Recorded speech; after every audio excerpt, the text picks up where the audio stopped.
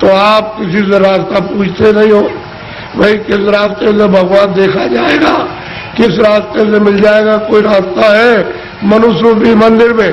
तो सबके पास भगवान के पहुंचने का रास्ता मनुष्य रूपी मंदिर में, कहीं बाहर नहीं है कि तुम पूरब में जाओ, पश्चिम में जाओ, उत्तर में जाओ, तुम्हारे मनुष्य मकान में उसके पाने का, देखने का, दर्शन का और जीव को यानी मतलब यह है कि पार करने का इसी से रास्ता। तो तुम किसी जानकार के पास जाते हो, उससे पूछते कि भाई भगवान के मिलने का कोई रास्ता है, तो वो बता देता आपको और फिर कहता कि देखो ये रास्ता है, इससे चलो। तो देवी और देवता और भगवान और ब्रह्मा और विष्णु महादेव और ईश्वर और ब्रह्म सब मिल जाएंगे। तो आप तो दिन भर इस काम में लगे रहते हो। दिन गया धंधे में, रात गई कोई, हीरा जलम अमोल था कोड़ी बदली जाए। क्या आपने कर दिया मनुष्य शरीर पाकर? क्योंकि ये तो अमोलक मनुष्य शरीर है।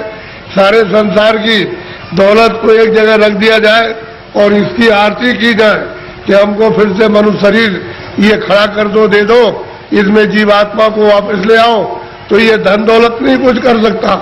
ऐसा आपको सबको अमोलक मनुष्य शरीर दिया गया, चाहे किसी भी जात का हो, ब्राह्मण हो, क्षत्रिय हो, अर्जन हो, मुसलमान, ईसाई हो, भगवान के पाने का सबको ये अवसर दिया।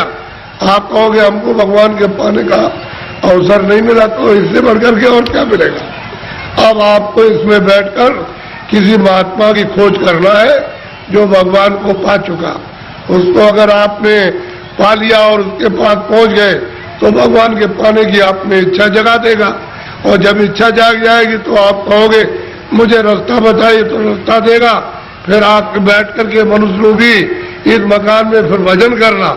जब भजन करोगे तो तुम्हारी दिव्य आंख, ज्ञान चक्षु, तीसरा नेत्र खुलेगा, उस नेत्र से भगवान और देवी और देवता देखे जाते हैं। ये बाहर की जो चर्म आंखें, जो शरीर की आंखें, ये देवी देवता को, स्वर्ग और वैकुंठ को नहीं देख सकती है। जब तुम्हारी अंदर की आंख खुल जाएगी वो उनको देखेगी और उससे मिलेगी और भगवान को देखेगी, तब बेड़ा पार, तब अवसागर से उतरोगे। ऐसे नहीं, मेरी तरफ बड़े ध्यान से देखो। ये दोनों आंखों के बीचों बीच में सब मनुष्यों में ये जीवात्मा बैठी हुई है। इधर देखो आप, ये दोनों आंखों के बीचों बीच में, तो ये शरीर के नाके के ऊपर बैठी है, उधर में स्वर्ग का नाका, इधर मनुष्य शरीर का नाका। तो जो आपको यहाँ बैठाया था और आपने ये कहा था कि जिसको पकड़ के आए उसको छोड़ना नहीं, तो आप सुख सुविधा में लग गए और ये संसार के ये काम ये करने लगे, ये देखने लगे, सुनने लगे, और इन पर्दों को ये कहने लगे ये मेरा है, ये बच्चा मेरा है, खेती मेरी है, पेड़ मेरा, और ये मेरा और ये मेरा। तो इस लोभ लालच में, मोह ममता में फंस गए, तो अंदर में मैल जमा हो गया। तो अंदर की तुम्हारी जो जीवात्मा की आंख थी एक, वो तो हो गई बंद, अब देखना बंद हो गया और सुनना बंद हो गया। तो दो आंखें तुम्हारी शरीर में और एक जीवात्मा में, तीन आंख हो गई।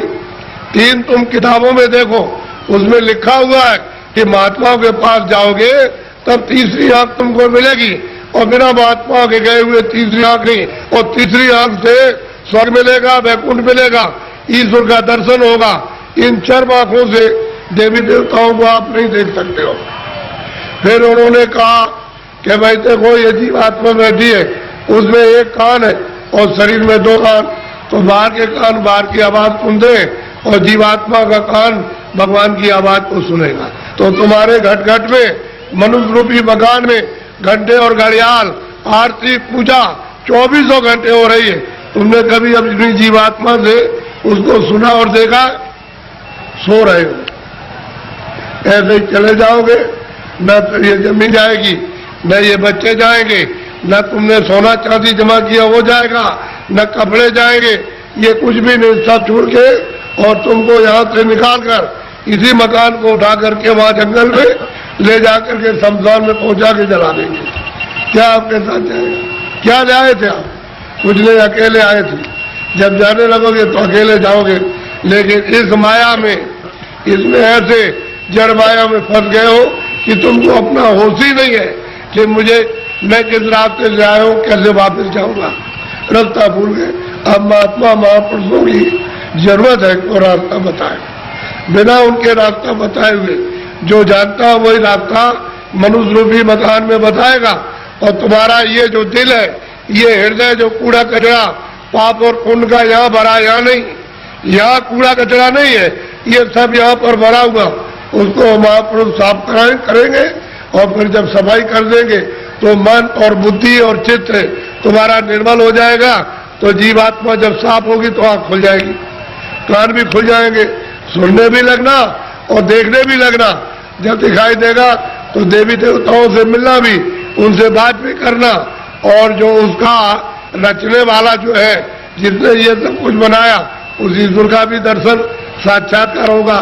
लेकिन तुम्हारे मनुष्य रूपी मंदिर में ही उसका घाट है, उसके पास जाने का। ये असली मंदिर है।